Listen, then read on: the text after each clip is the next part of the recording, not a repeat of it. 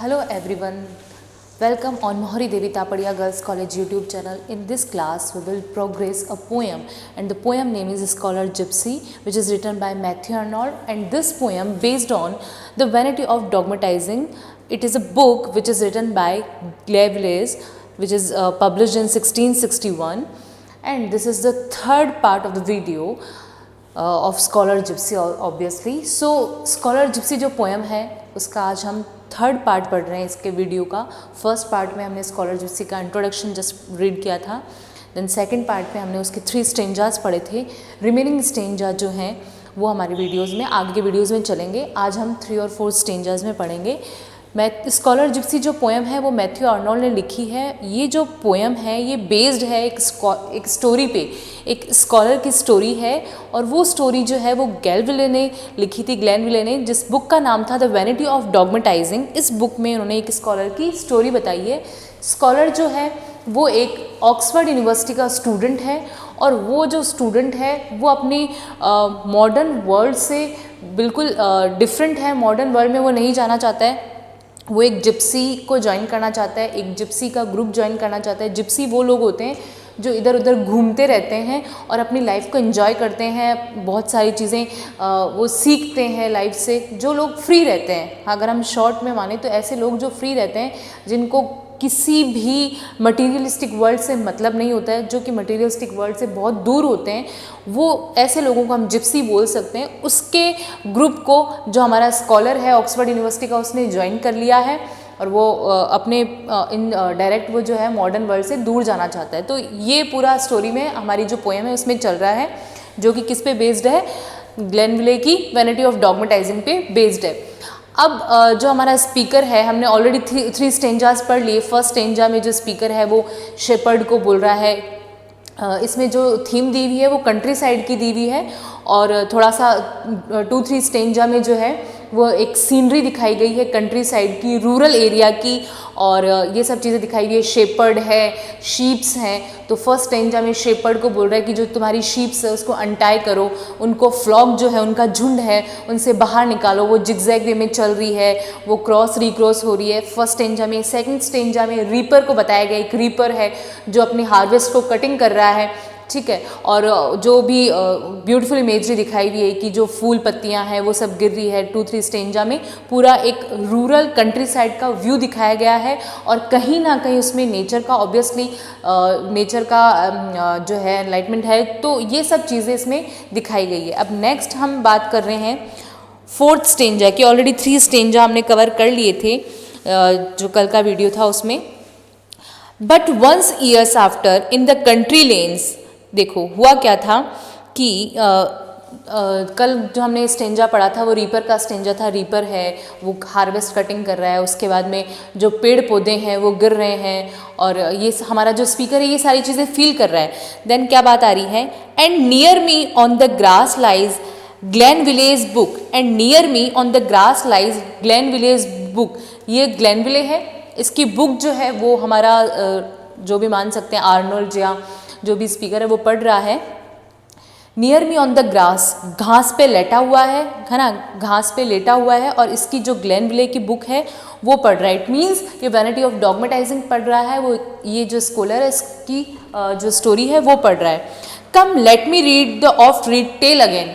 मुझे ये जो टेल है, जो स्टोरी है वो पढ़ने दो. Come let me read the oft read tale again. The story of the Oxford scholar poor. एक स्टोरी है इसमें, वो खुद हमें बता रहा है कि मैं जो घास पे लेटा हुआ हूँ, ग्लेनविले की बुक पढ़ रहा हूँ, जिस बुक का नाम है द वैनिटी ऑफ डॉगमेटाइजिंग, ठीक है, वो बुक पढ़ रहा है, और वो कह रहा है मुझे ये जो टेल है ये दोबारा पढ़ने दो. जो उस टेल में क्या है, the story of the Oxford scholar poor. एक पुअर ऑक्सफोर्ड स्कॉलर की स्टोरी है इसमें. Of pregnant parts and quick inventive brain. जिसका जो ब्रेन है वो बहुत इन्वेंटिव है. इट मीन्स वो यहाँ स्कॉलर को प्रेज कर रहा है. वो कह रहा है जिस स्कॉलर की मैं बात कर रहा हूँ वो ऑक्सफोर्ड यूनिवर्सिटी का एक पुअर स्टूडेंट है, और उसका जो माइंड है वो बहुत अच्छा चलता है, वो बहुत ज़्यादा इंटेलिजेंट. इनडायरेक्टली वो उसको प्रेज कर रहा है. Of pregnant parts and quick inventive brain. उसका जो माइंड है वो बहुत ज़्यादा तेज चलता है, इन्वेंटिव है, कुछ अच्छा करने के लिए, कुछ रचनात्मक करने के लिए उसका माइंड बहुत इन्वेंटिव है। Who tried of knocking at preferment's door. हाँ, और जिसने बहुत बार ऐसे डोर को नॉक किया है जो कि एक कोई उपाधि का डोर हो, है ना। तो यहाँ पे हमारा जो स्पीकर है वो बोलना चाह रहा है कि मैं एक पुअर स्टूडेंट की, ऑक्सफोर्ड स्टूडेंट की स्टोरी पढ़ रहा हूँ जो कि ग्लेनविले ने लिखी है, और मैं उस स्टूडेंट के बारे में बता सकता हूँ पढ़ के कि वो स्टूडेंट बहुत इंटेलिजेंट स्टूडेंट था, उसका माइंड बहुत अच्छा चलता था, वो बहुत ज़्यादा इन्वेंटिव था, कुछ अच्छा कर सकता था अपनी लाइफ में, और उसने ऐसा बहुत बार किया भी है। उसने अपनी लास्ट जो प्रोग्रेस की जो रिजल्ट मिलने वाला होता है वहाँ के डोर तक वो पहुँचा है ना। उसने अपनी उपाधि को प्राप्त भी किया है ना। One who tried of knocking at preferment's door, वो हमेशा नॉक करने का ट्राई करता है एक अच्छे डोर को। डोर इन द, यहाँ ये जो प्रेफरमेंट्स डोर है इसका मतलब है उपाधि के डोर को। तो एक बंदा है, एक स्कॉलर है, एक स्टूडेंट है, वो बहुत ज़्यादा इंटेलिजेंट है और वो अपनी इंटेलिजेंसी से अपनी जो भी उसको मिलना चाहिए, अपना डेजिग्नेशन या अपनी अवार्ड लाइफ में, उसके डोर को नोक वो करता रहता है। इट मीन्स वो कुछ क्रिएटिव अपनी लाइफ में करता रहता है। फिर नेक्स्ट बात कर रहा है वो, वन समर्स मॉर्न फोरसोक। एक समर की मॉर्निंग में क्या हुआ? फोरसोक, उसने सब कुछ त्याग दिया। His friends and went to learn the gypsy lore, अपने फ्रेंड्स को त्याग दिया और जिप्सी लोर में चला गया। कहने का मतलब कि जो हमारा स्टूडेंट था ऑक्सफोर्ड का जो स्कॉलर था, जिसकी तारीफ़ करी जा रही थी कि वो बहुत ज़्यादा क्रिएटिव है, बहुत ज़्यादा इंटेलिजेंट है ना, वो अपनी उपाधि के जो डोर है वहाँ तक पहुँच चुका है, वो ट्राई करता रहता है कुछ नया करने का, कुछ क्रिएटिव करने का। बट एक दिन समर की मॉर्निंग में ऐसा हुआ कि उसने क्या किया, अपने फ्रेंड्स को छोड़ दिया, फोरसोक कर दिया और कहाँ पहुँच गया? एक जिप्सी के लोर को, मतलब एक जिप्सी का बैंड उसने ज्वाइन कर लिया।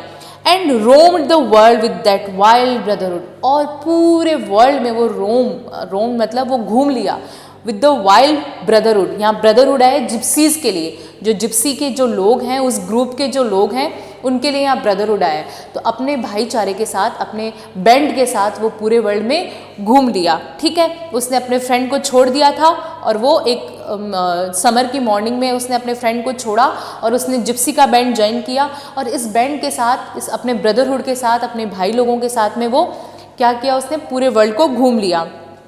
And roamed the world with that wild brotherhood and came as most men deemed, और जैसे काफ़ी लोग करते हैं, काफ़ी इंसान व्यक्ति करते हैं, वैसे वो वापस भी आया। एंड केम, आया भी वो, एंड मोस्ट मैन डीम, जैसे बहुत सारे आदमी करते हैं।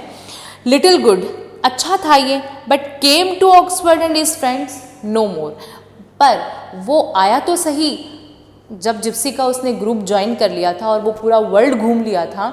एक्चुअली जो हमारी सीनरी दिखाई है आर्नोल्ड ने, वो दिखाई है कंट्री साइड, जो कि ऑक्सफोर्ड के पास में ही है। ऑक्सफोर्ड के बाहर का जो सीनरी है वो उसने दिखाया है।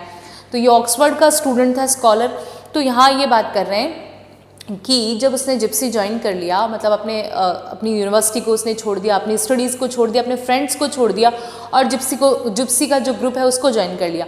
बट उसको ज्वाइन करने के बाद वो अपने ब्रदरहुड के साथ पूरे वर्ल्ड में घूमा भी और वो वापस भी लौट कर आया, जैसे कि ज़्यादातर लोग करते हैं। बट फिर भी वो कहाँ वापस नहीं आया, वो अपने यूनिवर्सिटी में अपने फ्रेंड्स के पास वापस नहीं आया, but came to Oxford and his friends no more. Oxford और अपने फ्रेंड्स के साथ पास वापस वो नहीं आया।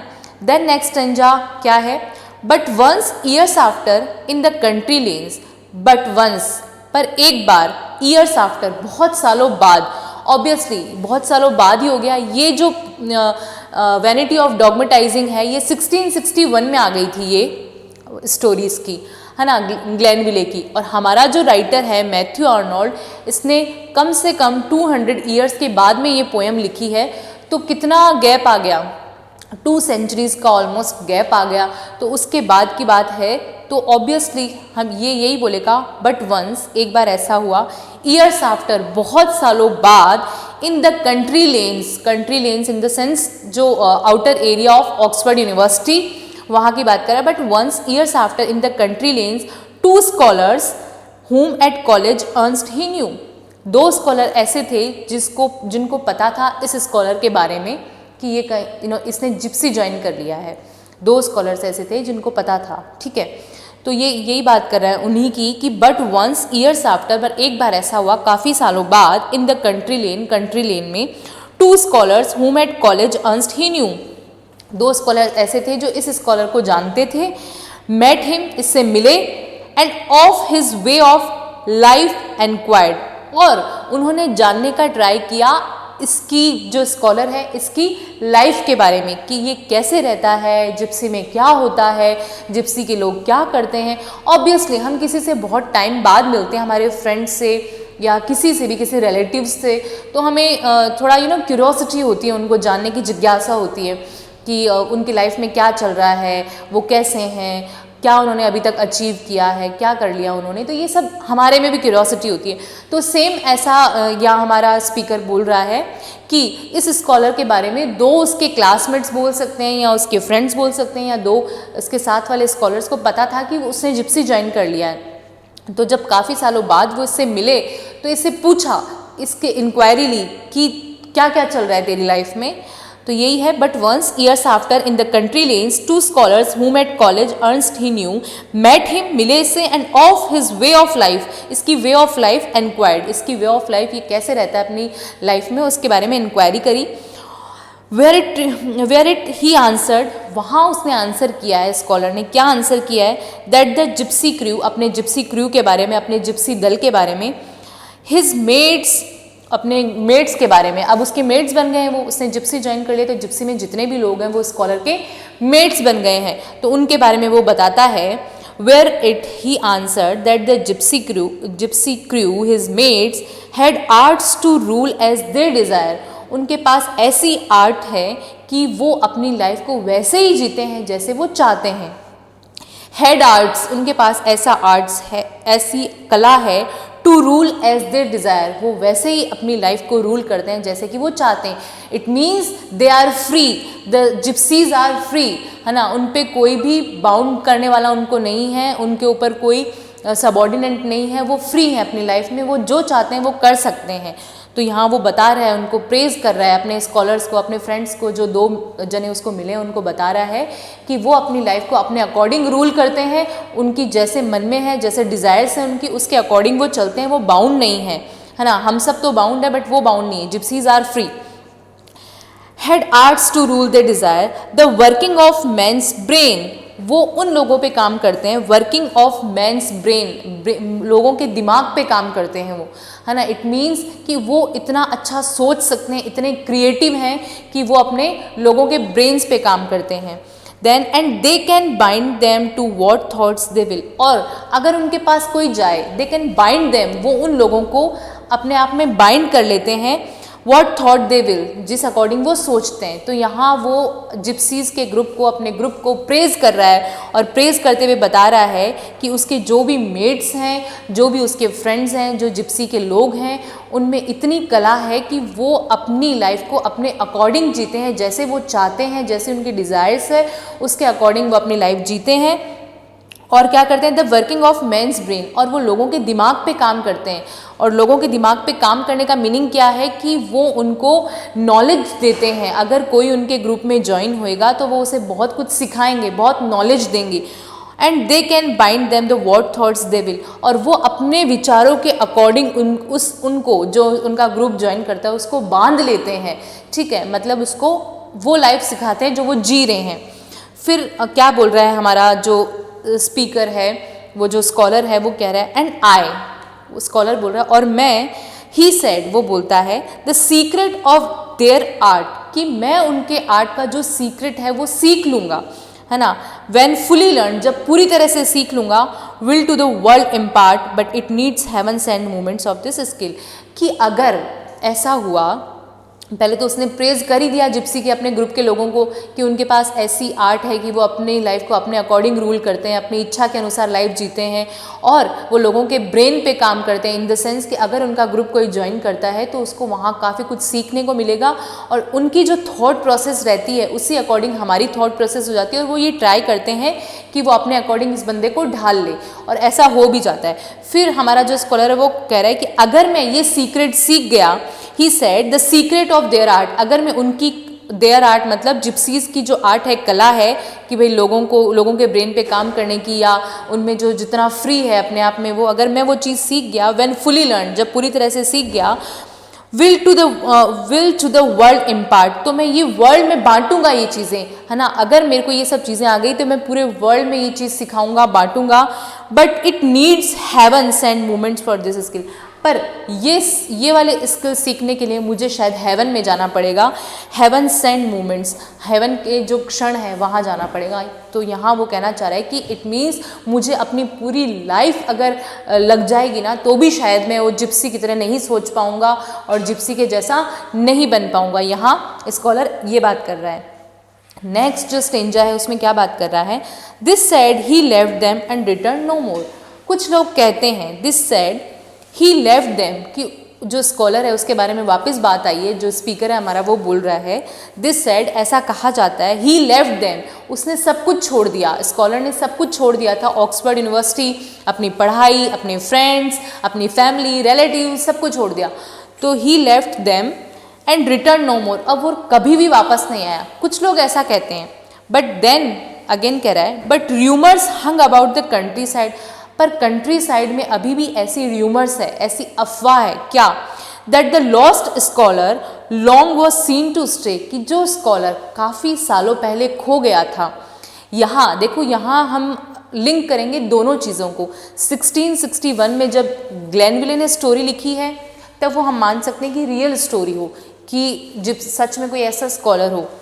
और जब हमारे मैथ्यू आर्नोल्ड ने लिखी है अबाउट 200 ईयर्स आफ्टर, तो हम यहाँ इस चीज़ को रिलेट करेंगे कि ऐसा हुआ होगा, ऐसा माना जाता है अभी भी कि जो वो स्कॉलर उस टाइम लॉस्ट हो गया था वो अभी भी कहीं देखने को मिल रहा है। तो यहाँ यही है, this said he left them and return no more, कि कुछ लोग ऐसा बोलते हैं कि जो स्कॉलर छोड़ के गया था अबाउट 200 ईयर्स बिफोर, वो क्या है, कभी भी वापस नहीं आया और उसने अपनी पूरी फैमिली को सबको छोड़ दिया। बट र्यूमर्स, बट ऐसी अफवाह है, हंग अबाउट द कंट्री साइड के बारे में, that the lost scholar long was seen to stray, seen by rare gleams, pensive and tongue tied, कि उसको बहुत लोगों ने देखा है कंट्री लेन में, और कैसे देखा है उसका अपीयरेंस बताया है कि रेयर ग्लिम्स, उसकी कुछ रेयर झलक देखी है, वो पेंसिव सा दिखता है, दुखी सा है वो, and tongue tied in the sense कि वो कुछ बोलता नहीं है, उसकी टंग टाइड है, मतलब बंधी हुई लग रही है, इन द सेंस कि वो अपने मुंह से कोई आवाज़ नहीं निकालता है, उसका मुंह एकदम चुप रहता है, वो पेंसिव सा लगता है, and in head of antique shape, और उसने एंटिक शेप पहन रखी है, कोई पुरानी डिज़ाइनर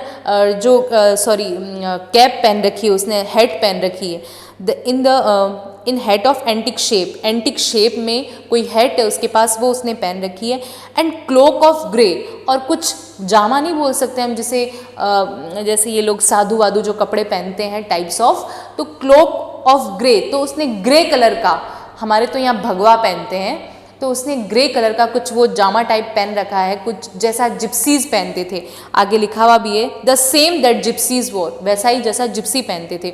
तो ऐसा र्यूमर है कि ऐसे एक स्कॉलर को, जो लॉस्ट स्कॉलर है, जो खो गया था, उसको देखा गया है। कैसे देखा गया है, वो बहुत पेंसिव है, उसकी जो टंग है वो टाइट टंग में देखा गया है, इट मीन्स वो कुछ बोलता नहीं है, एंड एक एंटिक शेप की उसने हेड पहन रखी है, और एक क्लोक पहन रखा है जो कि ग्रे कलर का है, जैसा कि जिप्सीज पहनते थे, the same the gypsies wore, जैसा कि जिप्सीज पहनते थे। देन क्या है, shepherds had met him on the Hurst in spring, but जो शेपर्ड्स हैं वो उससे मिले भी हैं, कब, स्प्रिंग के टाइम में, बसंत ऋतु के टाइम में, हस्ट इन स्प्रिंग, घास वगैरह में मिले हैं।